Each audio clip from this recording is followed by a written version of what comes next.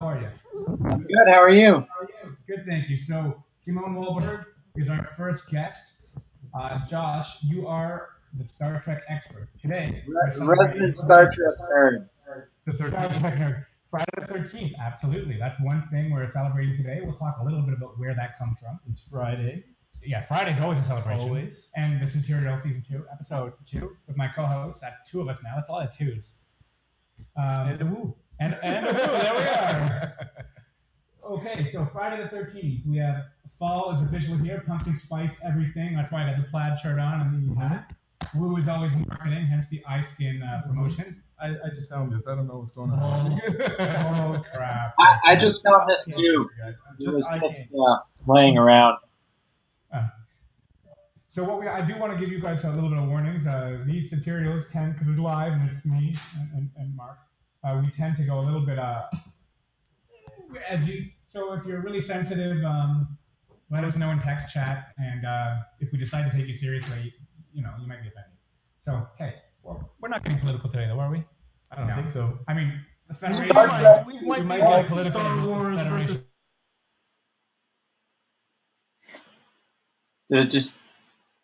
It just froze. Is it frozen for you too? Yep. Yeah, they are. Can you hear me? I can't hear you, but I guess.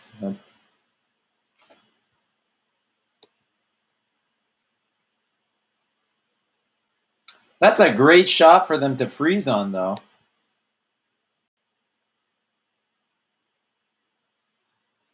Oh, hey, we have a guest in the chat, NTL Wallace. I'm the only one that's coming through loud and clear, apparently. So we're doing oh, there we go. There we are. Sorry about that. There was an audio issue. If you guys can see, there's a little volume button in your box, the bottom of the main screen. Yes. We want to maximize that to 15. You're at 15. You want to maximize it, or at least put it halfway. Yes. Maybe relay that message. Maybe they can't hear us at home. If you guys at home are having trouble hearing us, there's a little volume control in the bottom right corner of the video, so you can adjust it there. Absolutely. So let's first talk. Let's take away the Star Trek trivia or Star Trek questions. Now we're looking to stump Josh today. Now, Getting ready for this. who is the best captain? Okay, Kirk, Picard, or Skywalker? Go ahead. So who is the best captain is very subjective. Everyone's going to have a different answer. I don't really subscribe to the who is the best captain because each captain has their own defining qualities. If you ask me who my favorite captain is, I would have to say Captain Kirk, but they're all the best in some way. Right? Yeah. Right? Picard is the best diplomat. Kirk is the best problem solver. Cisco, he's probably the best leader. Archer's the best explorer, and Janeway, she's the best. I would say she's the best people person. Well, I don't know. Compared to dudes, come on. I find Janeway more attractive. Okay. If I had to spend the night Definitely. in the Holodome with any of the captains, it would be Janeway. Fair enough. But that's just how I swing. I mean, no, my options are not. Could you imagine ending up with like Worf? Jeez. Well, they You didn't learn a lot, they didn't though. cast You learn a lot. they didn't cast her for her to be the most attractive captain. I can tell you that. But she's no Princess Leia. Mm. You're asking the wrong crowd for that question. Wait, no, I still don't think you have to choose between Star Wars and Star Trek. You I don't. don't know why. It's not like They are- political. It's not like Israel or Palestine. It's like, come on, it's Star Trek, Star Wars. They're not enemies. They're completely different franchises. Star Trek is science fiction. Reasonable. Star Wars is science fantasy. I You're saying something like Burger King and McDonald's, where they are enemies. No, it's not. It's nothing like that at all. Some people like to paint that picture, but because they both take place in space and they both have star in the title. But Star Wars has more in common with Lord of the Rings than it does with Star Trek. If space is infinite, then there's enough room for all of them. I don't know why they have to fight. It's just sad. You make a good point. I think so. True. If space is infinite, I mean that's a whole other discussion. The I like that dandies, the universe is actually round. the And if we dandies get in the far enough, we'll come back. text say that Kate Mulgrew was a soap opera star well before joining Voyager, which is true. Soap opera star must be clean. James Hergoat says that Captain Crunch is the best captain. He's certainly the captain that is the best at ensuring that kids eat a balanced breakfast, I'm sure. Gotta eat. That's true. Now, speaking of balanced breakfast, what do you think Captain Picard eats, for breakfast every day? Oh, that's easy. Earl Grey, hot. Yeah. No, I think Earl Grey. Oh, nice. No, I feel like Kirk. He'd probably eat his enemies for breakfast. Oh. Kirk does eat his enemies for breakfast, along with some Romulan ale. He's also a fan of those little red cubes that you get from the food dispensers on the original series of Star Trek. Those are great. And Janeway, of course, likes the little black balls that are inside bubble tea, right? Yes, I believe that's a fact. I imagine Sulu likes them too, for no reason at all. Sure. Awesome. So tell us a little bit about your shirt. Oh, we have a fan to ask you some questions. Simone Wahlberg, the floor. Hey, how's it going? I'm doing good. Yourself? Oh, good. You can hear me now. Okay, good. Yes, I can. I can hear you loud and clear. Good. Sorry, what was your question? What was What's your question? It looks like Oh. Who's your favorite Star Trek captain? I don't know what's happening. I left to go fix my microphone and now I'm back. So we're just talking Star Trek. Or are you more of a Star Wars fan? Because this is like the Star Hour. And I don't know. I'm a bit of both actually. More recently, Star Wars. I think just because the latest movie. You mean Rogue One, or do you mean The Force Awakens? The Force Awakens. Yeah.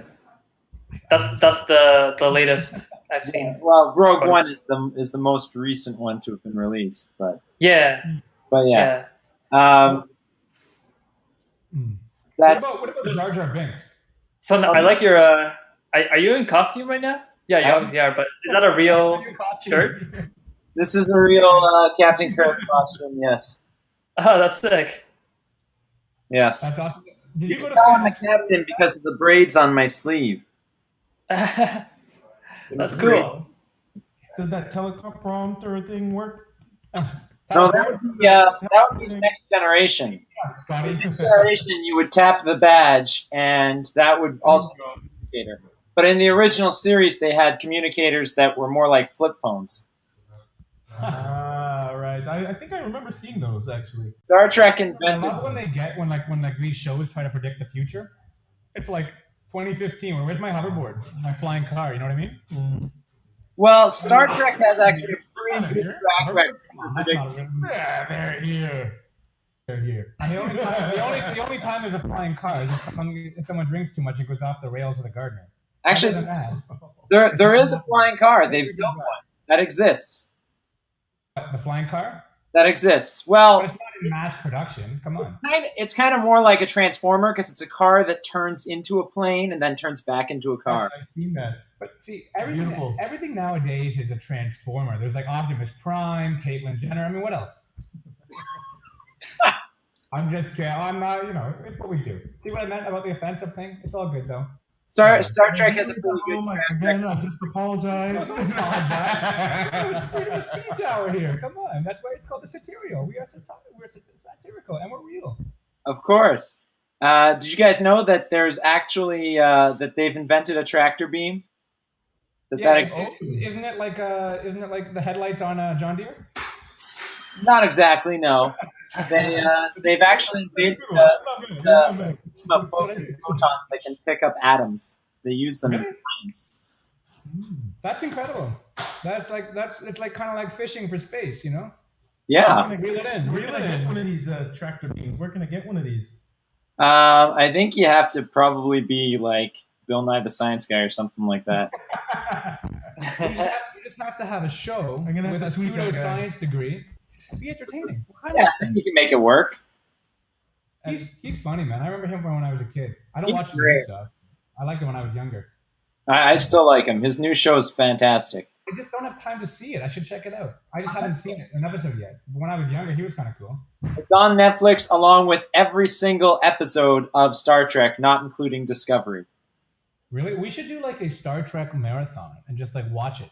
Do you know how long it would take to do a marathon of Star Trek to watch every single episode? A long time. No, I know it's in our plans on Snaptop and Sia to have some Star Trek like movies coming out, like a big marathon where we'll show a bunch of the movies.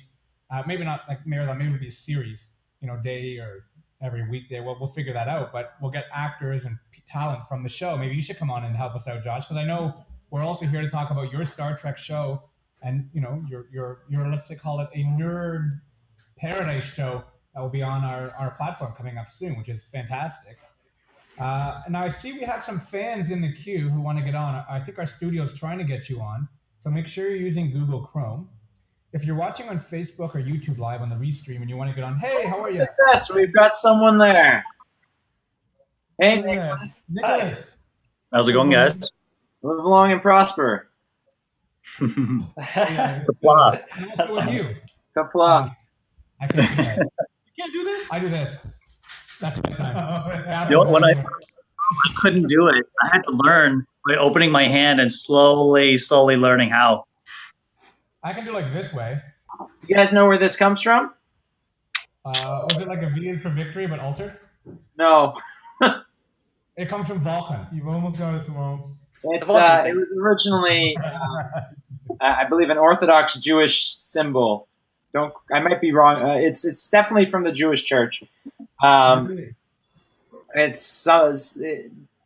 some symbol that they did where you put both hands like this, and I don't know what it means, but Leonard Nimoy brought it in to the show, and he's the one that suggested that they do this instead of shaking hands, because the reason he suggested that is because Vulcans are touch telepaths, and he thought that touching another person was too personal because you'd sense their thoughts. So he's like, we need to have some way to greet someone without touching. So he suggested that symbol, which is cool. That's a cool fact. Yeah. That I also learned shows something new. that also shows like how smart actors are when they get a script and they look at a role. They're like, well, hold on, this makes more sense for my character. I like that. because the actors are thinking more about the character than anyone else in the show at that point. Oh, of course. It's kind of like method acting without the consequences, like not doing what Heath Ledger did, where you get like putting the method acting. It's really like putting logic into method acting like a Vulcan. That's cool. I like it. Nicholas, did you have a question to try to stump my Star Trek trivia? Well, yeah. So I heard about this from Facebook, and I wasn't sure kind of what was going on. But I grew up with Star Trek, and then through friends and death of my wife's family, got into Star Wars and love both now. But my question would be, which world do you prefer for its alien races? It's one of the fun things, being human ourselves. We always like to imagine what are aliens like, but both universes have different takes on how alien races look, appear, and interact with each other. So what's your feel on that? Comparing Star Trek to Star Wars in terms of alien races. Is that the question? I have a feeling we're going to get political. We are. You knew. Comparing Star Trek to Star Wars in terms of alien races. I will say that Star Trek is definitely my preference in terms of finding alien races that they go into more depth into what defines that race and stuff about. For example, Star Trek has created not just one but several fully syntaxed languages for their alien races. Klingon, yeah. Go out and learn Klingon. Go out and learn Vulcan. And defining like like the religions that are important to these races, if they have religions, the belief systems, the history for these races, and what defines them now as opposed to what defines them 100 years ago, and how that impacts their position on the galactic political scale. I think Star Trek definitely goes into way more detail and depth about their alien races in that regard. That said, where Star Wars' strengths are, in my opinion, is Star Trek suffers a bit from the overuse of having humanoid alien races. Well, Jabba the Hutt. Let's focus on that. The universe's before picture. Yeah, exactly. The Star Wars aliens look alien, whereas the Star Trek aliens look like humans with prosthetics on their heads. I thought you were saying the opposite. Like the Borg. Yeah, my mistake. I misheard you. I'm talking about the way they look in Star Wars definitely makes them look more alien. Yeah, I thought you said the opposite. Agreed. I totally agree. And the other strength that I think Star Wars does well is putting these aliens into their world in a way that feels real. When a new race is introduced in an episode of Star Trek, and this is partially because it's a TV show versus a movie, but when a new race is introduced in an episode of Star Trek, it's not usually in the background. It's usually, this week you're going to meet a Betazoid diplomat and find out why Betazoids are different from humans. Is that a real thing? That is a real thing. I can tell you why the Betazoids are mad. They're just mad because they're not as good as the Alphazoids. It's obvious. I don't know about that. Betazoids believe that they should get married in the nude. So that's pretty cool. Married in the nude. Okay. Absolutely. I kind of get it. I mean that would A work. Betazoid wedding? Fun. I like this. Everyone has to be nude, not just the people getting married. Like, everyone who attends a Betazoid wedding has to be nude. But we're getting off topic. Save money on not having the bridesmaids fight over who gets the same stupid pink dress and slightly altered. I like it. It's so much easier for the single bridesmaids to decide they want to fit the groomsmen. Yeah. But that's a level of detail about that race that Star Trek has gone into more than, say, Star Wars does. But again, Star Wars places all of these aliens together in a unified world that makes it feel more real. For example, the best example I can think of is the cantina on Tatooine. You go there and everything looks alien, and like no two aliens look the same, and they are all interacting together in this big mishmash of galactic congregation. Kind of like Canada, the melting pot of the universe. I like the galaxy. Yes, Star Wars does that better. They make the aliens look more alien, and then they also show all of the aliens interacting together in a way that feels more like a distant galaxy. Well, actually, on that topic, I really like the relationship. Everyone hates this episode. I think it's misunderstood. Star Wars Episode 1. Maybe I only like it because I'm a fan of comedy and absurdity, and I love the guns, particularly Jar Jar and then the boss gun. Yeah, and they're hilarious. But that movie, you either love them or you hate them. There's not much in between. But yeah, I love it. I think it's when every time it comes on, I'm like, oh, Star Wars comedy's on. Let's do it. I'm excited for that episode.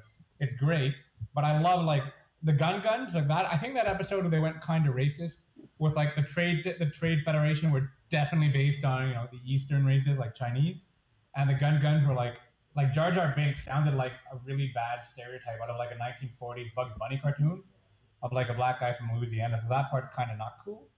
But I mean, if you can get past the sensitivities of it, it's interesting how they made those cultures interact. They were the ones who lived below the sea, felt mistreated or whatever by the Naboo people. It was kind of cool. I liked it. That's another thing that Star Wars will never do. One episode I am. You are Star Wars Episode 1. Star Wars Episode 1, I'm a big believer in. I love it. It's hilarious. It's my favorite episode. Everyone's like, no, you're an idiot. No. Hey, everyone's allowed to enjoy their own thing. That's fine. That's the beauty of the multicultural that we live in. That you mentioned something interesting, though. That's something that Star Wars will never do is examine, for example, you mentioned racism. That's something that Star Trek has touched on a lot. Star Trek would never go anywhere near that because it's not. Star Wars would never go near that because it's not something that they're trying to do with their stories. But hold on Star Trek uses aliens Yes. to kind of show humanity what they're doing wrong. Whereas Star Wars doesn't use aliens as a reflection of humanity. No, but Star Wars has made some little mistakes on that. Like, I mean, James Earl Jones, you are Darth Vader, but white guy. Like, when they show the face when he takes his helmet off. Yeah. I mean, I don't care. Whatever. Do your thing. It's your movie. You make it the way you want. I mean, But James Earl Jones could have been the dad of Luke and Leia. Who cares? who cares? It's a galaxy far, far away, right? Unbelievable thing in the movie. I But don't know. anyway, Star Trek, the original series of Star Trek, has an episode, a great episode, in which there are two aliens who are locked in this bitter feud, and the whole reason they hate each other is okay, so like one side of their face is white and the other side of their face is black, and then the other alien, it's the reverse, and that's why they hate each other. Yeah. And they actually end up annihilating their entire race over this feud over which one. That's too much. That's too much. I blame the ones with the left white half. Just saying. Well, the ones with the left white half were definitely This is more wrong. Right white half. that was an episode in the original series. It's pretty good. A lot of people don't like that episode, but I think it was pretty good. I think our camera went a little bit. There we are. We got Josh on the main. Oh yeah. Nice and big, where I belong. Hail the Uhura, hail the Star Command. Absolutely. Now, I'm curious though about our two guests here.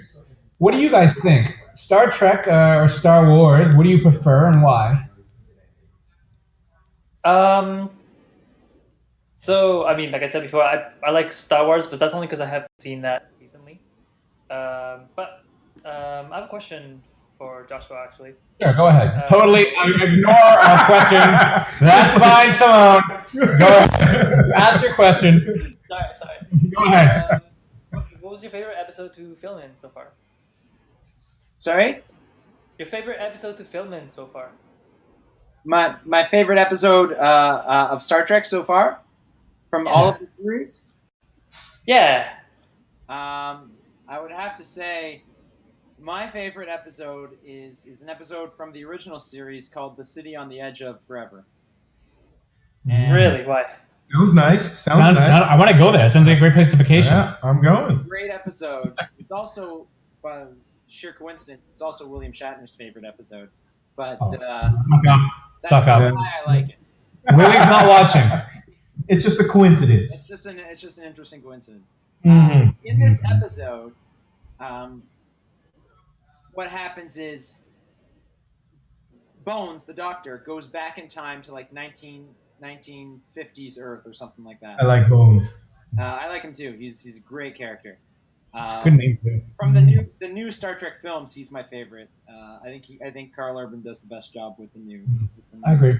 Bones. But anyway, Bones goes back in time and does something that erases the Federation, which is the organization that they belong to, the peacekeeping organization of the galaxy. He erases the Federation from existence because of something he does in 1950s Earth. Was it a small thing? Like a Right? like a small silly thing that's sort of like Kill the butterfly. like butterfly effect sort of thing? It's basically like a butterfly effect. Okay. Kirk and Spock go back in time to stop him. And they actually show up a week before, because of time travel works this way, they show up a week before Bones is scheduled to arrive. So they've got a week to figure out what it is that he's going to change, and then intercept him and stop him. Interesting. This sounds like a great episode. What number is it so we can check it out? It's called The City on the Edge of Forever. City on the Edge of Forever, and from that we can find the number or whatever. That's awesome. Original, you said. Great. Original series. So Check it out. while they're in the past trying to figure out when he's going to show up, and Spock is building this sophisticated machine using ancient Earth technology to communicate with the future to try to figure out what's going on. Kirk also falls in love with one of the locals. And then they find out that the thing that Bones does that changes history is he ends up saving that same girl that Kirk fell in love with from being killed by a car accident. Oh, snap. So then Kirk is faced with the terrible decision of having to stop Bones from saving this girl he's fallen in love with. Her name's Edith. Stop him from saving her, letting her die so that the future can unfold the way that it's supposed to. Sounds like the Matrix a bit. It sounds like a lot of these types of things. Yeah. Right? Well, no, he was saying it sounds like the Matrix. I'm kind of thinking Back to the Future, the third one, which is the weakest of the trilogy, but the third Back to the Future, where Clara Clayton, I know the name. Clara Clayton goes over supposed to go over the thing, and then Brown saves her. I don't know for a fact, but you could very easily argue that film was inspired partially by this episode. Yeah, very well could have been. I mean, that's. I would argue. You could argue. I'll argue anything. I like to argue, but I mean. Now, of course, in that movie, they end up getting around it by taking her to the future with them, so that she is no longer present, but also didn't die. But they don't do that in the show. No, just like the massage parlor around the corner. There's always a happy ending on Back to the Future. Exactly. In the show, it's a Pyrrhic victory, which is my favorite literary device when you've won, but you've won at such a great cost that it invalidates winning almost. And, almost. Yeah. And Captain Kirk is so often portrayed as this unbreakable character because he's the captain and he has to appear that way for his. There are so few episodes where his "I'm the captain" exterior gets broken down and you see the depth of the character underneath. And this is one of them. Because in those final moments of that episode, he doesn't feel like the captain. He's a broken man. He had to let this girl that he fell in love with die in order to create the future that he remembers. It's a powerful episode. Actually, no. What's that? Yeah, you go first. You go first. Oh, I was just going to say that's very important. I mean, we're coming up to November, which in November of season 1, you'll remember, and you will remember as well, actually, because we talked about it. But season 1, we did a lot of stuff on the Remembrance Day, on troops. And I think that's something that people don't realize enough. It's like the Army officer on the front line, everything's falling apart, but he's got a smile, and Kirk does the same thing. So we'll talk more about I am a big sucker for the troops. I wear this all the time, like my Apple Watch. I never go home without either of them. So, so I like that when they get real like that on a real issue. I also was smiling because he went back in time to the 1950s and fell in love with a girl named Edith. Like it was either going to be Edith or Gladys. That's just too funny. Edith from the 50s? Come on. Yeah. A lovely name. Yeah, right. Edie? Baby Edie, maybe. Yeah. Love you, Edith. All the Ediths watching out there who are 80 and figured out how to use the internet. Mark loves you. So, what was your question there, Simone? Simon, sorry. The French doesn't work. No, I was just gonna say, well, thanks. Throws us off. I was gonna say thanks for sharing that. I mean, that's an interesting story. Of course, you should go watch it. Yeah, I will. And it holds up to today, despite the fact that a lot of people don't like the original series because they say it doesn't hold up to today. And if you can't get past the campy graphics, then that's true. But this one episode doesn't rely heavily on graphics because it's set in 1950s Earth. So it's a really good episode. Duplicate that. That's cool. That's good. No, I mean, the originals probably are deeper story-wise, but I think your movies obviously are going to be superior graphics. I mean, even if you look at a movie 10 years ago, the graphics don't even hold up to today. Yeah, exactly. It's amazing how far we've come graphically, technology-wise. I mean, like, can you imagine? We're all here talking. We're all in different locations. We're at the studio in East End of Toronto. I don't know where you guys are, but you guys are we're not in the same place, and it's like we're in the same room. It's fantastic. Yep. A lot of great things coming out there. I just saw Blade Runner. Graphics are pretty cool there, and saw a preview also for another one. Ready Player One. That one looks cool too. The graphics are just. I'm excited to see that movie. That's going to be good. You're excited to see Ready Player One? Very. That's one of the best books I've ever read. Well, you know what else is going to be exciting, and everyone will probably stand by for more updates to come through. But Daddy's Home 2, with Will Ferrell, Mark Wahlberg, Mel Gibson, and John Lithgow. That's going to be pretty big. That's a star-studded cast. A lot of daddies. A lot of daddies. So stay tuned for news about that. I'm sure there's more exciting stuff to come regarding that specific film. So I'm excited. Ready Player One crosses a lot of different fandoms in one story, which is really cool to see all these things together. Yeah, it's got me really excited. I haven't been excited for a movie to come out in a while, but it has the Lauren Back to the Future. And if you're a Dungeons and Dragons fan, it has the most famous Dungeons and Dragons dungeon of all time, the Tomb of Horrors, is in the book and ostensibly also in the movie. So I try to avoid dungeons as much as possible. I'll tell you a story on that, just to add some comedy to the sci-fi chat. But not chains. He likes the chains. No. You'll hear this story and you'll see why I'm quite nervous. So I went to the UK where my sister lives, and I have a cousin who's out there as well. My cousin lives in London. My sister and my mom, they live just outside London, the country. It's beautiful. Anyway, we're in London. We're at the Christmas market garden right around Christmas time. It's called Winter Wonderland. It's fantastic. It's like a barbarian Christmas festival right in the heart of London. So we go there, call my cousin, say, let's meet up. We're in London. And my cousin is on my Canadian side, as am I. So we go to the city of Quebec. And on the French side, our family were the very first people from Europe in Quebec. So we thought that was very cool. So we walk into this bar called the City of Quebec. My sister's boyfriend's there. He says he just wants a beer. He walks downstairs to use the restroom. My sister, my cousin, and I, we get to order the drinks. A few minutes later, my very, very nervous sister's boyfriend, now ex-boyfriend, comes up from the bathroom. The bathroom's in the basement. Looks very shocked. Chris, what's going on, mate? What's wrong? What's bothering you? He's like, an old man just tried to grab my knob.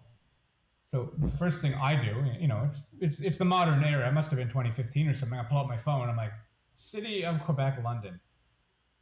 City of Quebec is a tourist spot, unknown to anyone.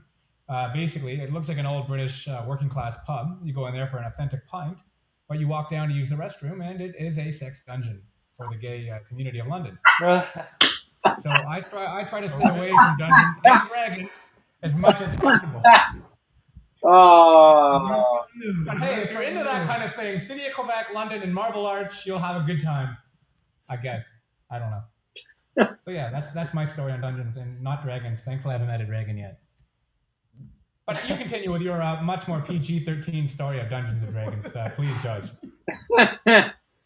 No, I was just saying it's cool that we're going to see some of that in the movie. You will not see any of the City of Quebec in the movie, I assume. Maybe you will. I don't know. If it's that Probably not. I doubt it very much. The wrong kind of dungeon. Mm-hmm. Have you guys played the game? No, I have not. No. What? That's the video game. Was there a video game with Dungeons and Dragons? There were several. I didn't know that. Sorry? Several. Several. You played several? Yeah. Oh, that's awesome. Oh. So what is your Dungeons and Dragons character? Me? Yes. Everybody that the players are not, because I'm usually the dungeon master. Oh, cool. Really? Yeah. He's the captain on the Starfleet. He's a dungeon master. Who are you in Star Wars?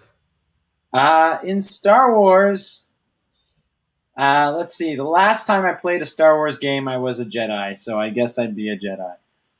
Oh, very cool. But that was a long time ago. I used to like that Star Wars Battlefront. I was always the sniper, hiding out and trying to pick people off. Oh yeah, okay, yeah, that okay. I'd be a stormtrooper then. That was the last Star Wars game I played. I forgot about that. Ah, very cool.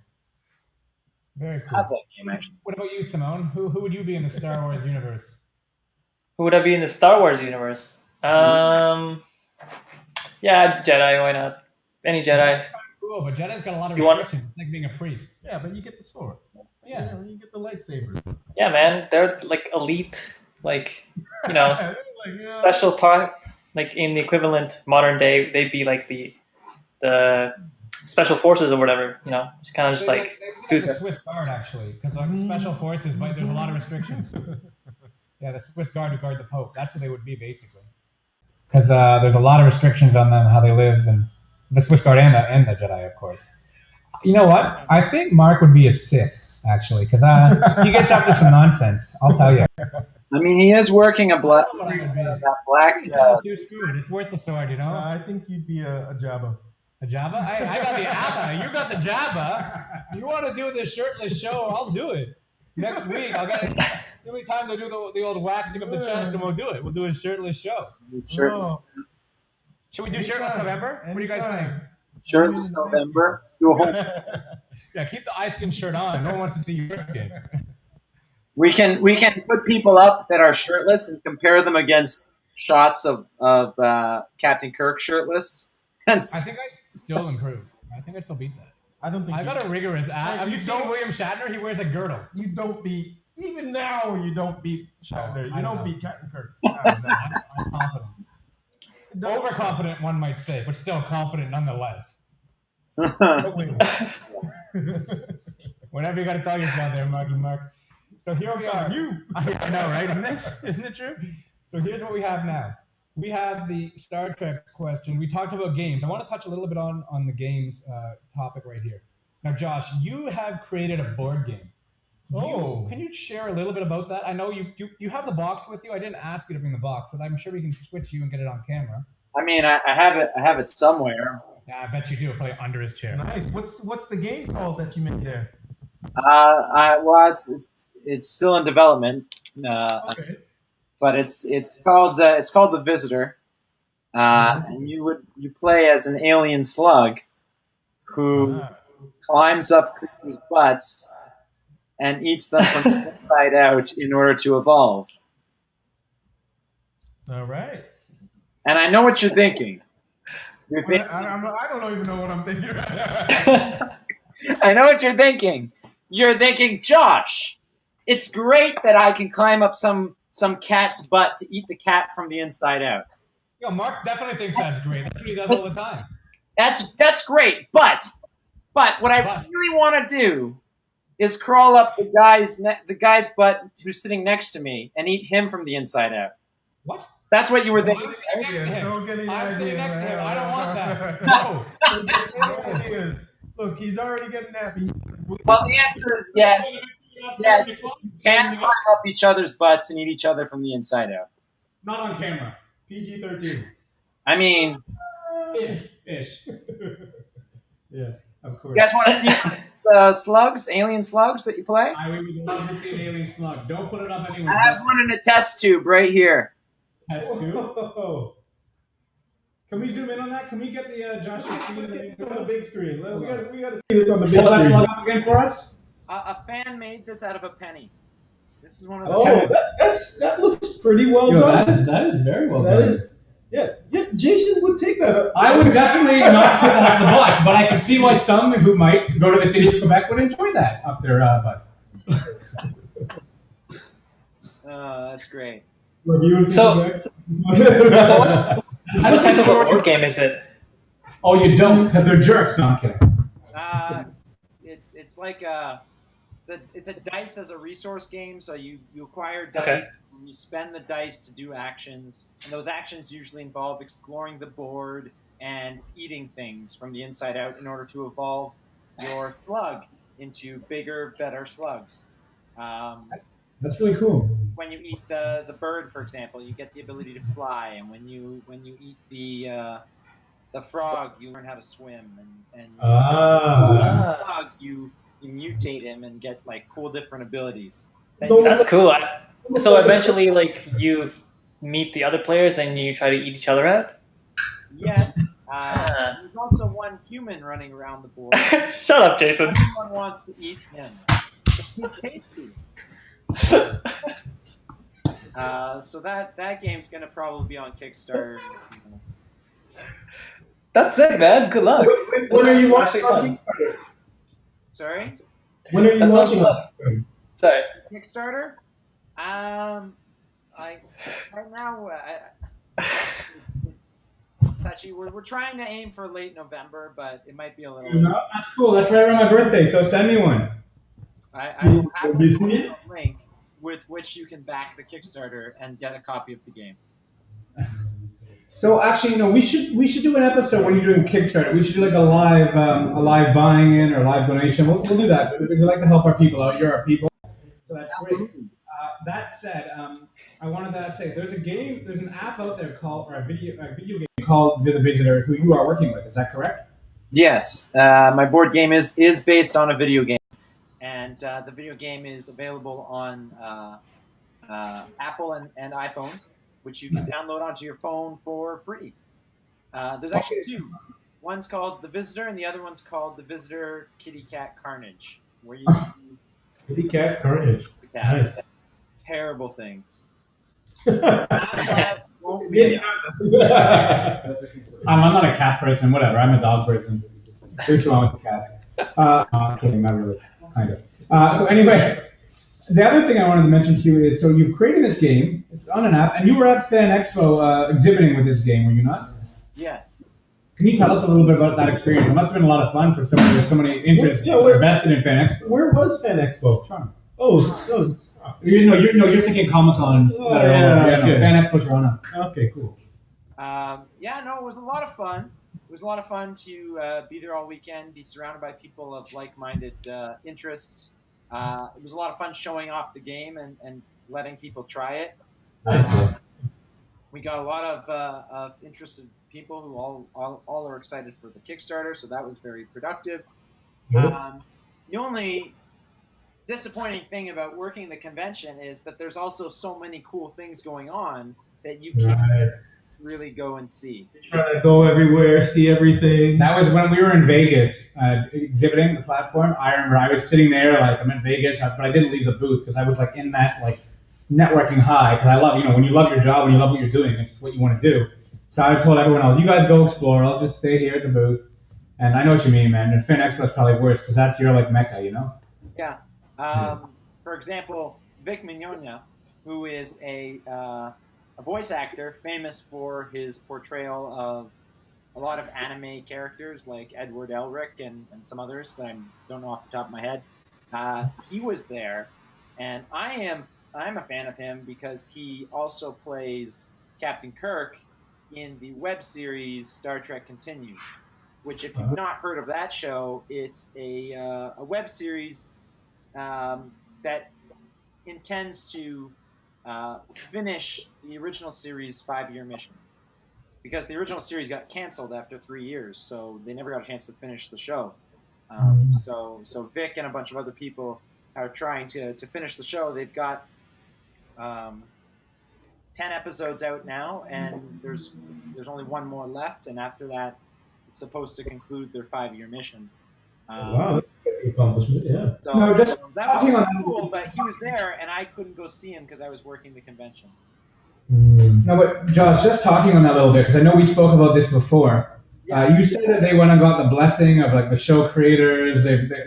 Some actors are the offspring of some of the actors are involved. Can you talk a little bit about that? Yeah. Okay. So the show's called Star Trek Continues. If you've not heard of it, you should watch. Just post that in our show notes. NTL Wallace has to go. Nice of you to drop in. NTL Wallace, did you have a question before you leave? No, I guess he or she is gone. NTL. So where was I? Star Trek Continues is a web series. It's technically a fan series, but it was created by Vic Mignogna, who's an actor and a fan of Star Trek. There had been fan series before, but because they were mostly made by fans, they don't have the same production value of a professional series. And Vic wanted to create a series that looked as good as the original series, faithfully recreating the original series to finish it properly. I see Synaptop Studio has a question. What do you think of the new Star Trek series versus the original? I'll answer that in 1 second.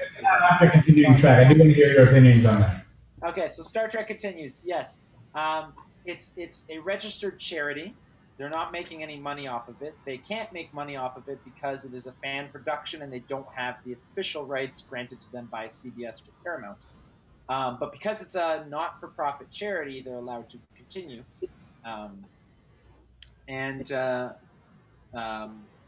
The show is top-notch. It looks like you're watching, if you were a fan of the original series, it looks like you're watching lost episodes that you, for some reason, never got a chance to see back in the 60s, because they are visually spot on. The writing is on par with some of the best episodes from the original series, and the acting is also really, really well done. Vic plays Captain Kirk, as I mentioned before. They have Chris Doohan playing Scotty, and he's the son of James Doohan, who played Scotty in the original series. Very cool. And he's tremendous. He's doing a tremendous job. You couldn't ask for a better person to play Scotty than the son of the actor. What a nice tradition too. Carry on the family, the family legacy. That's beautiful. Absolutely. And Rod Roddenberry, who is the son of Gene Roddenberry, who created Star Trek. Rod Roddenberry has gone on record as saying, "I can't speak for my father because he's not around, but I do believe that if he was here, he would find this to be he would consider this a canon sequel to his series, or at the very least, he believes his father would consider this to be a wonderful work of art or love letter to the original series." Now, I just will say one thing for a second. It doesn't really speak volumes to someone as great as Gene Roddenberry to name his son Rod Roddenberry. It's like, this is John Johnson. Like, what are you thinking, man? That's not even cool. Rod Roddenberry? What the hell? Why? Of all the names. That reminds me of my friend Peterson. His dad's name was Peter. Peter Peterson? This is Peter's son. But it could be worse, because my sister in the UK went to school with a guy called Chris Peacock. Last name Peacock, first name Chris Peacock. I mean, what are you doing? There's rumors of a Drew Peacock. I don't know if Chris had a brother, but Chris Peacock is real. There was rumors of a Drew Peacock. I'm not sure if Drew Peacock exists. I don't know. Jason's looking for a Drew Peacock. We are not looking for a Drew Peacock. Thank you very much. We already have an Over the City of Quebec story. There will be no cocks of any kind being looked for. Go to the show. Jason's looking. That, or you can anything. That one or that? They're both up there. I don't know, Simon. What do you think? I don't know. This is why we do the warning at the beginning of the show. So, what do I think of Star Trek series versus the original, the new Star Trek series versus the original? I'm not sure if you're asking about the J.J. Abrams films or about the new series Discovery. I haven't yet seen Discovery because it's on CBS All Access, a paid-for service that I don't have an account to. But I'm also waiting for that season to be finished before I subscribe to their thing for a brief time, so that I can then just watch it and not have to be consistently subscribed. Star Trek Discovery is playing on Space Channel as well, says NA. I didn't know that. I also don't have the Space Channel, but that's good to know. Space has a website, I believe, that lets you watch their shows. So maybe I'll check that out. Star Trek Discovery visually looks interesting. It's definitely a different take on Star Trek than we've had before. I can't speak to the storytelling because I haven't seen the episodes, but I'm open to giving it a shot. I'm open to any Star Trek TV series at this point because it's been 12 years since Star Trek's been on television. Star Trek was consistently on television from 1987 to 2005. Like clockwork, yeah. I remember that. But then it was canceled after Enterprise. and hasn't been on television since.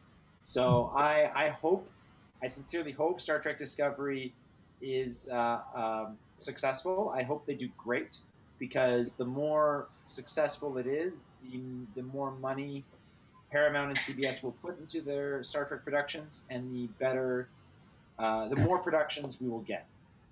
Absolutely. Star Trek has almost it's over 50 years at this point of Star Trek history, and to say that it's all good would be naive. Some of it is not so good,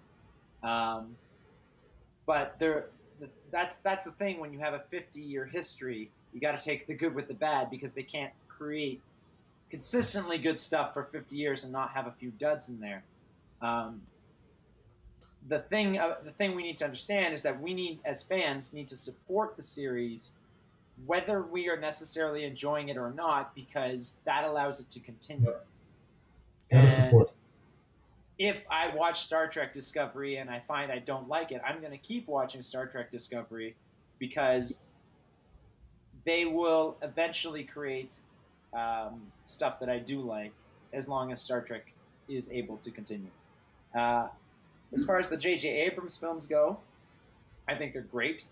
I think they're a fun thrill ride. They are not the same at all. Not all the same tone or atmosphere as the original series with which they're based on. But I'm of the opinion that any Star Trek is better than no Star Trek. And I love the characters. The original series is my favorite series, so I'm excited to see more done with those characters.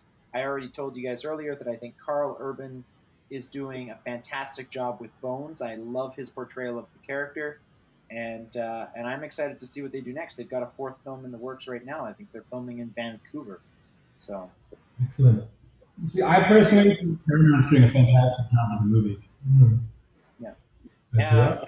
The original series is probably is near and dear to my heart. If you ask me whether I prefer the new stuff versus the old stuff, I mean, I could watch the old stuff again and again and again and again and never get bored of it. Whereas that's probably not true of the new stuff. But that doesn't mean to say that the new stuff isn't still I'm still very excited whenever something new Star Trek is coming out. So Of course. But Josh, part of the problem is we watch like a movie compared to a TV show. TV shows they have more time to get into the depth of a plot line. A movie has to get in and wrap it up, right? So that's one of the strengths of the TV show, the unfair advantage over the movie.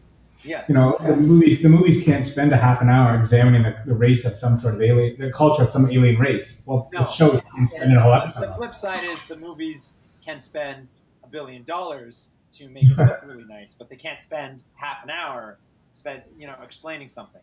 Correct. But they can still examine very interesting topics.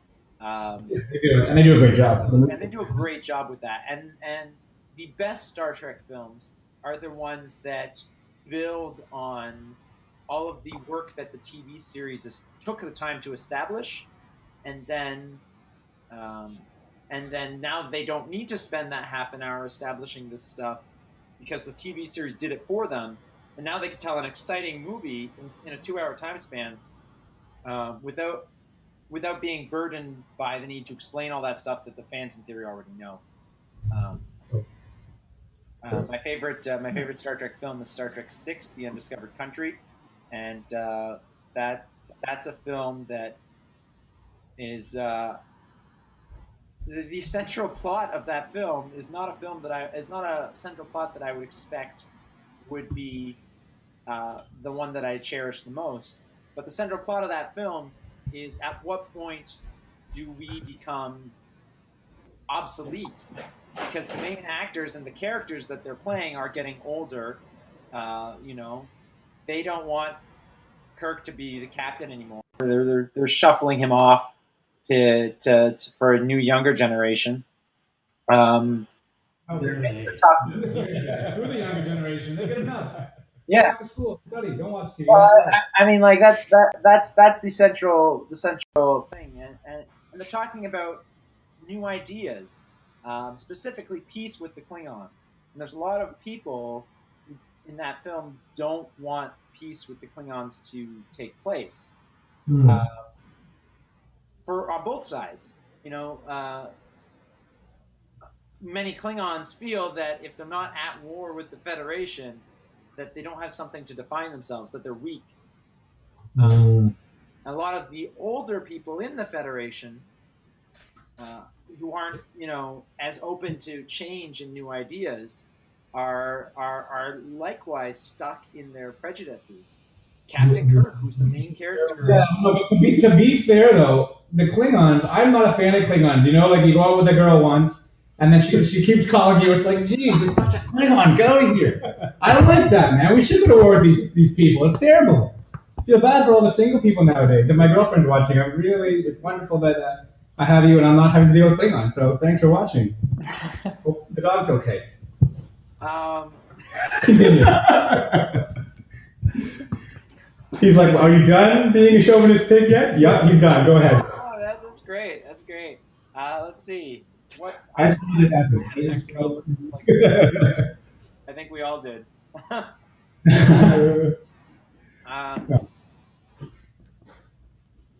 Yeah. Hey, what do we do? We get some serious Star Trek talk. I gotta throw some jokes out there. I just improv. Humor is very important. If you're being serious all the time, you first of all, that's not telling a good story. Correct. I just realized we haven't even brought up Geordi. No Geordi? Geordi, No Geordi. Forge. Too easy. Okay, go ahead. Bring him up. Okay, so we were talking about Scotty. Let's bring him up to the last two. No Geordi. We were talking about Scotty earlier.